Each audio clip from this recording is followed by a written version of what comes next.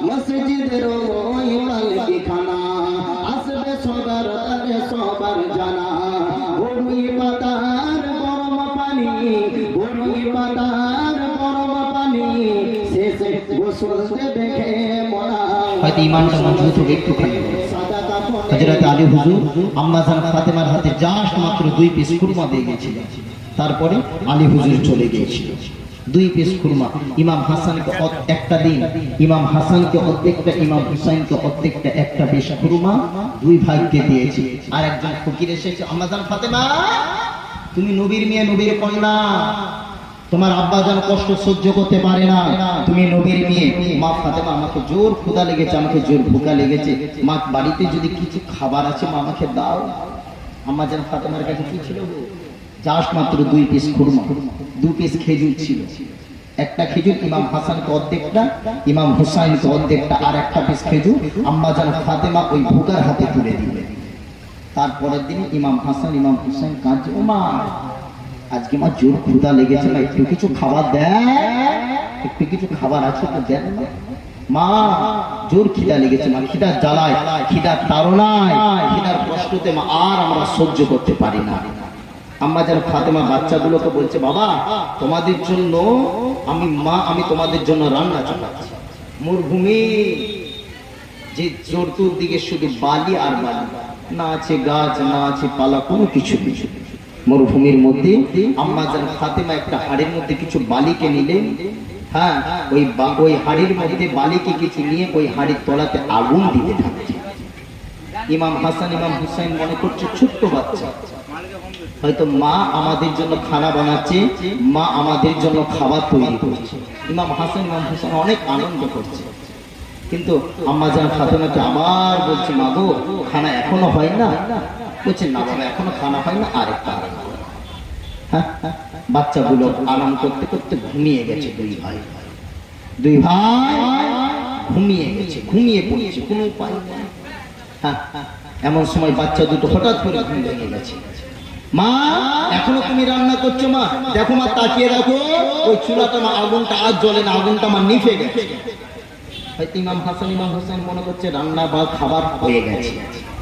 হ্যাঁ, আম্মা জান ফাতেমাকে এই সময় আবার বলছে, মা গো জোর খিদা লেগেছে, মা কিছু খাবার দাও। আর খিদার তাড়না সহ্য করতে পারি না, আর খিদার জ্বালা, আর খিদার যন্ত্রণা মা আর সহ্য হয় না, মা কিছুটা খাবার দাও। আম্মা জান ফাতেমার কাছে খাবার নাই, তো কি দিবি? এই সময় আম্মা জান ফাতেমা চোখ ভরা পানি নিয়ে, বুক ভরা বেদনা নিয়ে আম্মা জান ফাতেমা সহ্য করতে পারলেন না। ইমাম হাসানকে 1 থাপ্পড় মেরেছিলেন, ইমাম হুসাইনকে আর 1 থাপ্পড় মেরেছিলেন। আম্মা জান ফাতিমা জাহরা রাদিয়াল্লাহু তাআলা আনহা মা থাকতে পারে না। ইমাম হাসান ইমাম হুসাইন যখন বারবার বল, ও মা জননী, ও মা জননী, খিদার জ্বালা মা, খিদার যন্ত্রণা মা আর আমাদের সহ্য হয় না, আর আমরা সহ্য করতে পারি না। ও মা আমাদের জন্য কিছুটা খাবার দেন, আমাদের জন্য কিছুটা ক্ষুধা দেন। ও মা জননী যদি একটু খাবার দেন, যদি একটু খাবার দেন, আম্মা জান ওই খাবারটা নিয়ে আমরা বড় আনন্দিত হয়ে যাব। আম্মা জান ফাতেমার কাছে কোনো খাবার ছিল না, আম্মা জান ফাতেমার কাছে কোনো খোরাক ছিল না। ইমাম হাসান ইমাম হুসাইনের কান্না মা ফাতেমা সহ্য করতে পারে না। ইমাম হাসান ইমাম হুসাইনের কান্না যখন আম্মা জান ফাতেমা না সহ্য করতে পেরেছে, ইমাম হাসানকে 1 থাপ্পড় মেরেছে, আর ইমাম হুসাইনকে 1 থাপ্পড় মেরেছে। যাও তোমাদের জন্য আমি খানা দিতে পারবো না, তবে আমি একটা উপায় দেখিয়ে দেব, ওই দিকে চলে যাও। দেখো মদিনা মসজিদে নববী শরীফে তোমার নানা জান গনিমতের মাল বন্টন করছে। হয়তো তোমার নানা জানের সামনে কাতা দিয়ে দাঁড়াবে, যাও তোমার নানা হয়তো কিছু খাবার দেবে। যাও, খাবার নেই পাবো কোথায়, যাও চলে যাও। গনিমতের মাল নানা জান বন্টন করছে, দাও নানার কাছে আনবে। ইমাম হাসান ইমাম হুসাইন 2 ভাই হাত দুটা ধরে আস্তে আস্তে আস্তে আস্তে হাঁটতে হাঁটতে হাঁটতে হাঁটতে মদিনা মসজিদের সাইডে আল্লাহ নবী গনিমতের মাল বন্টন করছে, সেখানে 2 ভাই যে লাইন দিয়েছে। শুনেন দিন কত সহজে এসেছে, ইসলাম কত সহজে এসেছে। মুসলমান ঘরের ছেলে মেয়ে হিসাবে দাবিদার আজকে আমি আপনি হয়ে গেলাম, ডান কাজে আজান দিয়ে দিল, বাম কাজে একামত দিয়ে দিল, বিয়ের সময় 4 বার 5 বার কলেমা পড়ে নিলাম, বিরাট মুসলমান হয়ে গেছি। লজ্জা লাগলো না? বিরাট নামি দামি মুসলমান হয়ে গেছি। হ্যাঁ, ইমাম হাসান ইমাম হুসাইন এক সাইডে গনিমতের মাল বন্টন করছে, যে চুক্তি করে লাইন দিয়েছে, পরস্পর যখন মাল দিচ্ছে, আল্লাহ নবী সাল্লাল্লাহু আলাইহি ওয়াসাল্লামের সম্মুখে যখন ইমাম হাসান ইমাম হুসাইন দেখতে পেয়েছে, আল্লাহ নবী বলছে, ভাই ইমাম হাসান তুমি এখানে? না না, মায়ের কাছে খাবার চেয়েছিলাম, বারবার যখন মাকে বললাম, বালির উপরে শুয়ে ফেলেছিলাম, হয়তো আমরা মনে করলাম যে মা হয়তো আমাদের জন্য একটু খাবার তৈরি করছে, কিন্তু না, মা আমাদের জন্য খাবার তৈরি করে না, মা আমাদেরকে সান্ত্বনা দিয়ে আবার ঘুম পাড়িয়ে দিয়েছে। কিন্তু যখন আবার ঘুম থেকে উঠে মাকে বললাম, মা একটু খেতে দেন, মা সহ্য করতে পারলো না, আমাকে এক ভাই দিয়ে আমাকে 1 থাপ্পড় দিয়েছে, আর ছোট ভাইকে 1 থাপ্পড় দিয়েছে। আল্লাহ নবী বলছে, ভাই এখানে কেন এসেছো? না না, একটু যদি কিছু খাবার দেন তাহলে একটু ক্ষুধার তাড়নাটা একটু মিটাবো। না না, একটু কিছু খাবার দেন, না না একটু কিছু খাবার দেন, হয়তো আমরা একটু জানিতে আরাম পাবো। আল্লাহ নবী বললে, ভাই ইমাম হাসান এই মালটা তো তোমাদের জন্য নয়, এই মালটা হলো ওদের জন্য যারা অসহায়, এতিম দরিদ্র, কিন্তু ভাই তোমাদের জন্য এই মালটা খাওয়া চাই। দুই ভাই ইমাম হাসান ইমাম হুসাইন, দুই ভাই আমার কাঁদতে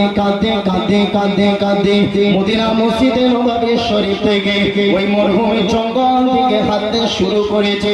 দুই ভাই গলাটা ধরেছে, আর ইমাম হাসান ইমাম হুসাইন দুই ভাই কাঁদতে যাচ্ছে।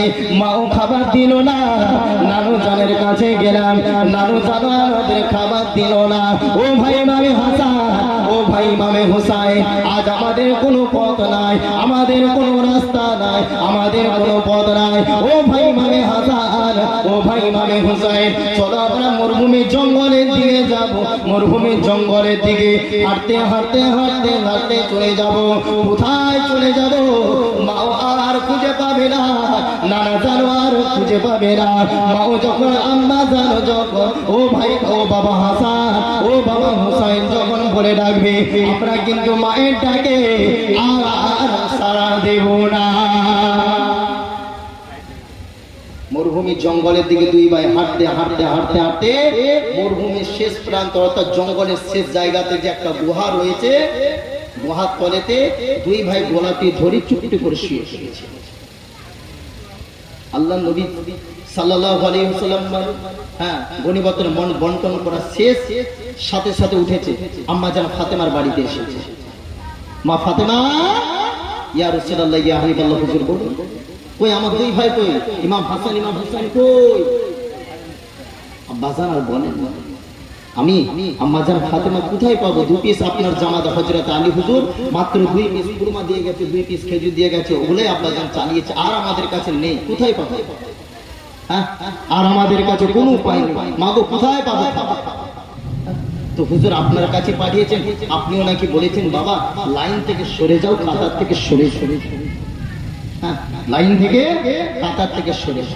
আব্বা জান তারা কোথায় তো চলে গেছে, আমি মা ফাতেমা জানি না। আল্লাহ নবী সাল্লাল্লাহু আলাইহি ওয়াসাল্লাম, নবী আমার চোখ ভরা পানি, বুক ভরা বেদনা নিয়ে ওই মদিনা, নবী আমার চোখ ভরা পানি, বুক ভরা বেদনা নিয়ে ওই মরুভূমির জঙ্গলের দিকে হাঁটতে শুরু করেছে।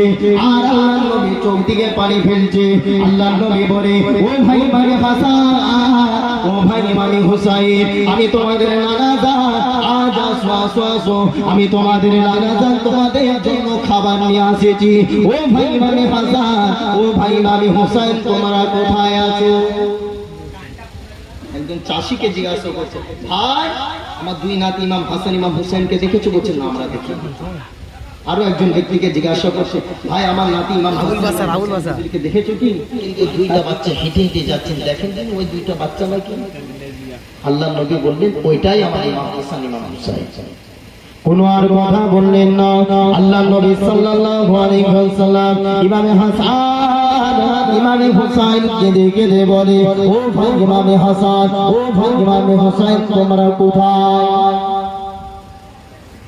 আল্লাহ নবী সাল্লাল্লাহু আলাইহি ওয়াসাল্লাম জঙ্গলের শেষ মাঠে যখন চলে যায়, দেখতে একটা বড় ধরনের গুহা রয়েছে, একটা পাহাড় রয়েছে, ওই পাহাড়ের সাইডে একটা গুহা রয়েছে। ওই গুহার সাইডে দেখে দুই ভাই ইমামে হাসান ইমামে হুসাইন দুই ভাই গলাটা ধরে চুপটি করে শুয়ে আছে। পেটের মধ্যে একটা পাথর রেখেছে, শুধু শুয়ে নেই, পেটের মধ্যে একটা পাথরকে চুপটি করে শুয়ে আছে। আল্লাহ নবী বললেন, ও ভাই ইমামে হাসান, ও ভাই ইমামে হুসাইন, তোমরা দুঃখ নিও না, তোমরা কষ্ট নিও না। আজ দেখো দেখো দেখো, আমি তোমাদের নানা জান, আমি তোমাদের নানা। ও ভাই ইমামে হাসান, ও ভাই ইমামে হুসাইন, আজ তোমরা দুঃখ নিও না। তোমার মা মেরেছে বুঝতে পেরেছি বাবা, আবার আমার কাছে গনিমতের মাল আনতে গিয়েছিল বাবা, সেখানে আমি তোমাদেরকে গনিমতের মালটা দিতে পারলাম না। ও ভাই ইমামে হাসান, আর দুঃখ নিও না, আর কষ্ট নিও না বাবা, আসো আসো আসো। দুই ভাইকে দুই বুকের মধ্যে নিলেন, তার আল্লাহ নবী অঝর নয়নে ঝরঝর করে কাঁদে, আয় রব্বি আল্লাহ, ও রব্বি আল্লাহ, আজ আমাদের ফাতেমার বাড়িতে কোনো খাবার নাই। আমি রাসূলুল্লাহ আমার দরবারে গিয়েছিল, আমি রাসূলুল্লাহ কোনো খাবার দিতে পারলাম না। ও রব্বি আল্লাহ পাক, আম্মাজান ফাতেমার বাড়িতে খাবার না দেওয়ার পরে আল্লাহ আমার দুই নাতি করে যান না, ইমামে হাসানকে ইমামে হুসাইনকে মারধর করেছে। ও রব্বি আল্লাহ, এই মারধর আমি সহ্য করতে পারি না। এই যুবকেরা তরুণেরা, আল্লাহ নবী বললেন, বাবা ইমামে হাসান ইমামে হুসাইন দুই রাকাত আল্লাহ পাকের নামাজের ইবাদতের নিয়ত করো।